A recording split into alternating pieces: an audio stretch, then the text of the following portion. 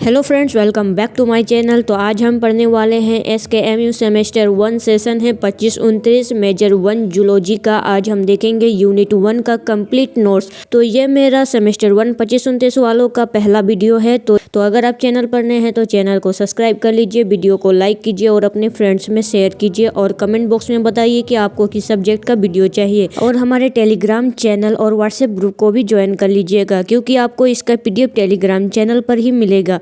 तो चलिए देर ना करते हुए हम शुरू करते हैं इस वीडियो को। आज हम पढ़ने वाले हैं SKMU सेमेस्टर 1 25-29 सेशन है और यहाँ पर मेजर जूलॉजी का हम आज कंप्लीट नोट्स देखेंगे यूनिट 1 का। तो क्वेश्चन नंबर 1 दिया गया, what is the definition of species. प्रजाति की परिभाषा लिखिए। प्रजाति जीव विज्ञान में वर्गीकरण की सबसे बुनियादी इकाई है जो जीवों के एक ऐसे समूह को संदर्भित करती है जो आपस में प्राकृतिक रूप से प्रजनन कर उपजाऊ संतान उत्पन्न करने में सक्षम होते हैं। यह एक समान आनुवंशिक संरचना साझा करते हैं और अन्य समूहों से प्रजनन रूप में अलग अलग होते हैं, जैसे मनुष्य। उदाहरण के दिया गया है मनुष्य, जो कि एक प्रजाति है और इसका वैज्ञानिक नाम है होमो सेपियंस। क्वेश्चन नंबर 2 दिया गया है, what is the binomial nomenclature. द्विनामी नामकरण क्या है। द्विनामी नामकरण जीवों के वैज्ञानिक नामकरण की वह प्रणाली है जिसमें प्रत्येक जीव, पौधों या जंतु के नाम के 2 भाग होते हैं। पहला है वंश और दूसरा है प्रजाति। स्वीडिश वैज्ञानिक कार्ल लिनियस द्वारा विकास इस पद्धति का उपयोग अंतर्राष्ट्रीय स्तर पर किया जाता है ताकि हर जीव की एक विशिष्ट पहचान हो। तो द्विनामी नामकरण क्या है, इसमें 2 भाग होते हैं, पहला वंश और दूसरा होता है प्रजाति। स्वीडिश वैज्ञानिक का नाम है कार्ल लिनियस द्वारा विकसित इस पद्धति को अंतर्राष्ट्रीय स्तर पर किया जाता है ताकि हर जीव की एक विशिष्ट पहचान हो। क्वेश्चन नंबर 3 है, व्हाट इज नोटोकार्ड। नोटोकार्ड भ्रूण में पाए जाने वाली एक लचीली छड़ जैसी संरचना है जो कशेरुकी जीवों के विकास के दौरान रीढ़ की हड्डी का प्रारंभिक रूप में होती है, जो शरीर को सहारा देती है और तंत्रिका तंत्र के विकास के लिए एक खाका प्रदान करती है, जो मनुष्य सहित सभी कार्डेट्स में मौजूद होते हैं, जो बाद में कशेरुकाओं में बदल जाती है या इंटरवर्टेबल डिस्क का हिस्सा बन जाती है। अब हम देखेंगे शॉर्ट आंसर टाइप क्वेश्चन, जो कि 5 मार्क्स का है। तो क्वेश्चन नंबर 6 है, give a brief description of the animal kingdom. जंतु जगत का संक्षिप्त में वर्णन कीजिए। जंतु जगत, एनिमल किंगडम, जीव जगत का एक प्रमुख एवं अत्यंत विविध समूह है जिसमें सभी बहुकोशिकीय, यूकेरियोटिक तथा परपोषी जीव सम्मिलित होते हैं। ये अपना भोजन स्वयं संश्लेषित नहीं कर सकते बल्कि पौधों या अन्य जीवों पर निर्भर रहते हैं। जंतु कोशिकाओं में कोशिका भित्ति का अभाव होता है। जंतु कोशिकाओं में किस भित्ति का अभाव होता है, तो कोशिका भित्ति का अभाव होता है तथा इसमें विशेष प्रकार के ऊतक और अंग प्रणालियाँ विकसित होती है। अधिकांश जंतुओं में गति करने की क्षमता पाई जाती है जो इन्हें पादपों से अलग करती है। जंतु जगत को संरचना एवं विशेषताओं के आधार पर 2 प्रमुख भागों में विभाजित किया जाता है। पहला है अकशेरुकी, इसमें रीढ़ की हड्डी नहीं होती। यह समूह संख्या में अधिक है, जैसे protozoa, porifera, sponge, cnidaria, jellyfish, platyhelminthes, फीताकृमि, एनिलिडा, केचुआ, आर्थ्रोपोडा, कीट, झींगा, मोलस्का, घोंघा आदि। दूसरा है कशेरुकी, इसमें रीढ़ की हड्डी पाई जाती है, जैसे मछली, उभयचर मेंढक, सरीसृप में सांप, छिपकली, पक्षी में स्तनधारी जैसे कि मनुष्य। जंतुओं में विविधता उनके शरीर की सममित या असममित शरीर गुहा, सीलोम, ऊतकों के संगठन स्तर तथा भ्रूणीय विकास, प्रोटोस्टोम या ड्यूरोस्टोम के आधार पर देखी जाती है। इस प्रकार जंतु जगत का आकार, संरचना और जीवन शैली के दृष्टि से अत्यधिक व्यापक एवं जटिल है। क्वेश्चन नंबर 7 है, describe the taxa of classification. वर्गीकरण की श्रेणियों का वर्णन कीजिए। जीवों को उनकी समानताओं और विभिन्नताओं के आधार पर व्यवस्थित रूप से समूहों में बांटने की प्रक्रिया को वर्गीकरण कहते हैं। वर्गीकरण में प्रयुक्त प्रत्येक स्तर या श्रेणी को टैक्सन कहते हैं। ये श्रेणियां छोटे से बड़े क्रम में व्यवस्थित होती है, जिन्हें सामूहिक रूप से वर्गीकरण की श्रेणी कहा जाता है।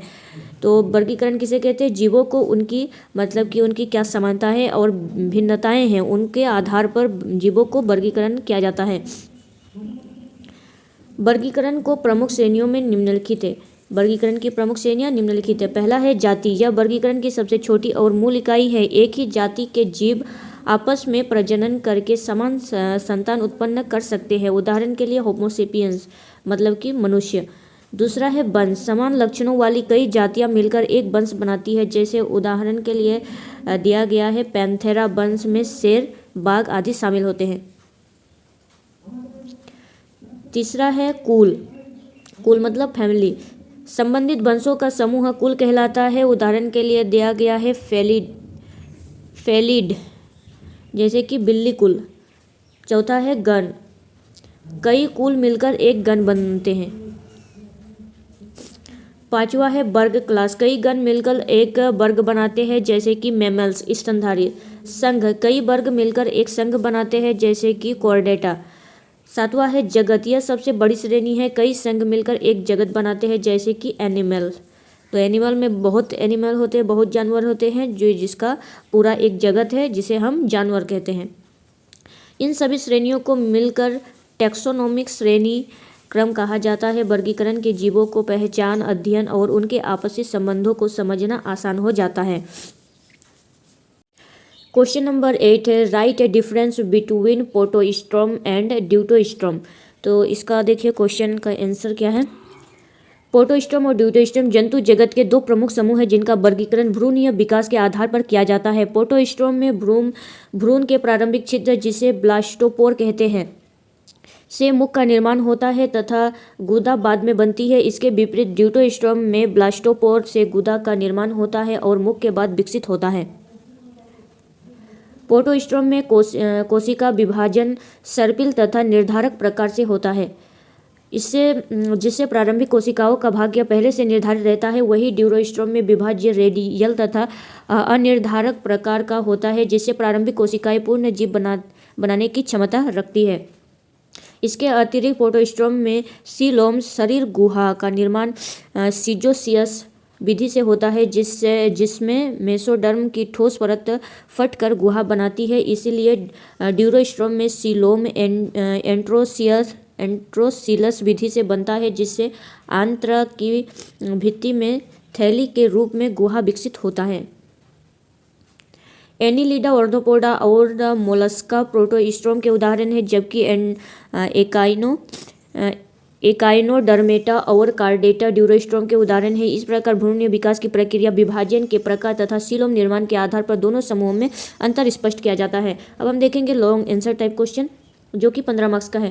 क्वेश्चन नंबर 9 है describe in detail the basic of classification. वर्गीकरण के आधार पर विस्तृत वर्णन कीजिए।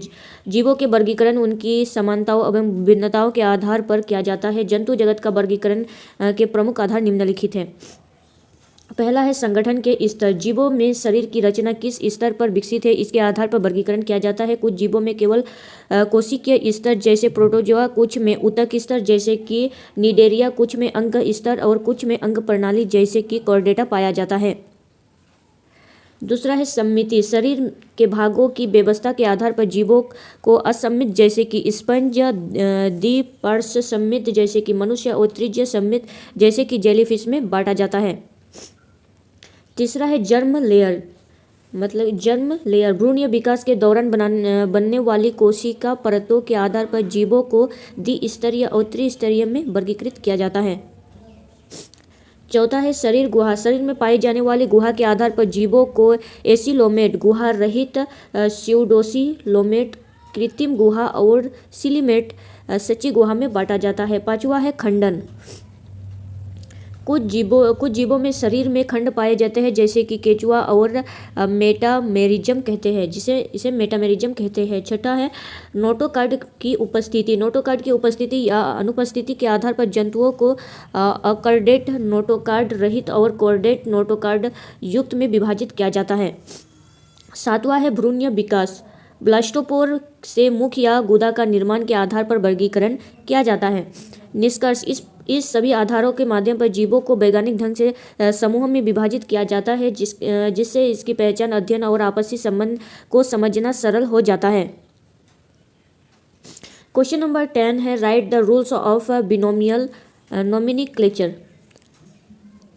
द्विनामी नामकरण के नियम को लिखिए। द्विनामी नामकरण वह वैज्ञानिक पद्धति है जिसके द्वारा प्रत्येक जीव को दो शब्दों का एक विशिष्ट नाम दिया जाता है। इस प्रणाली का प्रतिपादन प्रसिद्ध वैज्ञानिक कैरोलस लिनियस, वैज्ञानिक का नाम है कैरोलस लिनियस, ने किया था। इसका उद्देश्य विश्व भर में जीवों के नामकरण में एकरूपता और स्पष्टता बनाए रखना। द्विनामी नामकरण के प्रमुख नियम निम्नलिखित है।